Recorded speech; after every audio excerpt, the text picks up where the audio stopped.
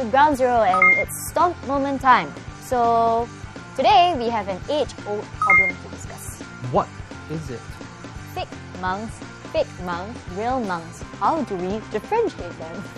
Have you ever met a fake monk before?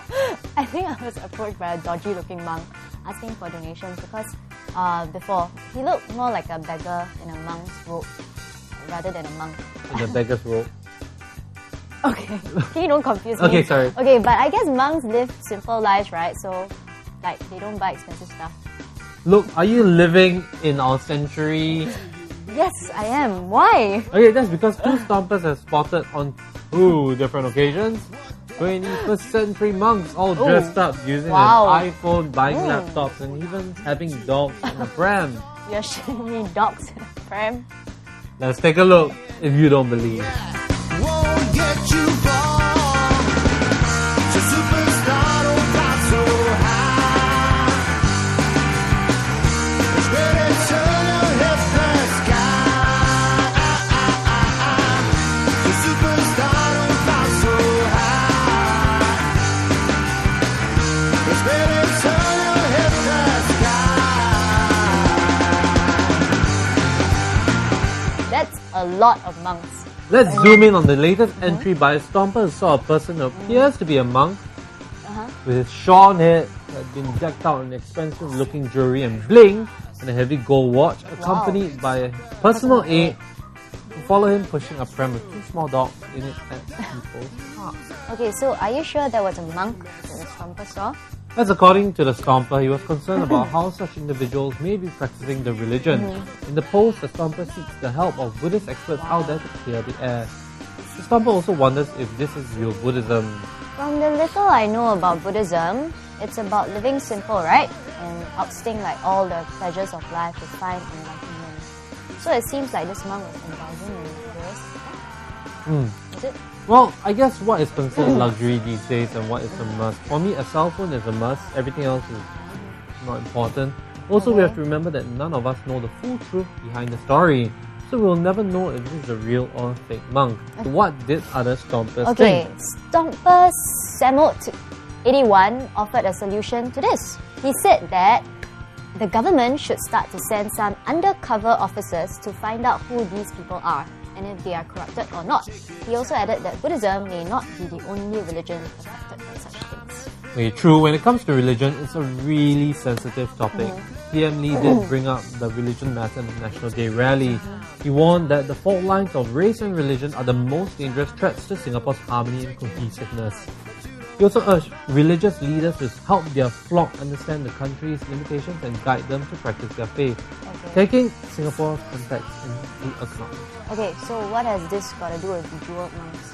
The men and women of faith like monks should be setting a good example to their followers, perhaps? William was not the only one who spotted a 21st century monk, or so you call it. Just 2 weeks back, Storm received an entry from Stomper Disgruntled, who noticed 2 monks shopping for laptops at Sim Lim Square. One of them was even using an iPhone. The Stomper also said that many members of the public were staring at the monks in Sim Lim Square, and she wondered why monks needed laptops and if there are wireless networks at the temples.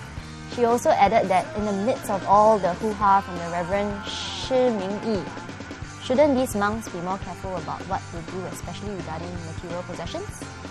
True, but honestly, I feel that if a monk wants to spend his money, I mean, that's if it's his own money and, you know, and why not? I mean, like when I went to Tibet, they had wireless there in the monastery.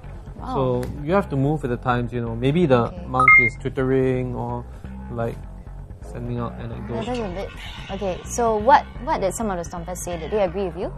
Stomper De Rong Xing Ren semi-agrees with me, and he or she says that no matter what religion you are, conflict is bound to arise and that any of us are free to do anything we want, as long as we don't break the country's laws. And in Singapore, I doubt there are any laws against monks buying laptops. There isn't, right? It is more a case of the public perceiving about how a person of faith should behave.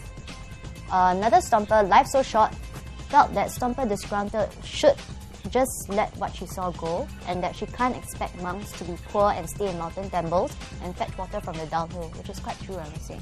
And this has been happening for quite some time. Last June, Stomp received a contribution of monks seen shopping at Gucci. Gucci! Gucci! Gucci! Okay, yeah.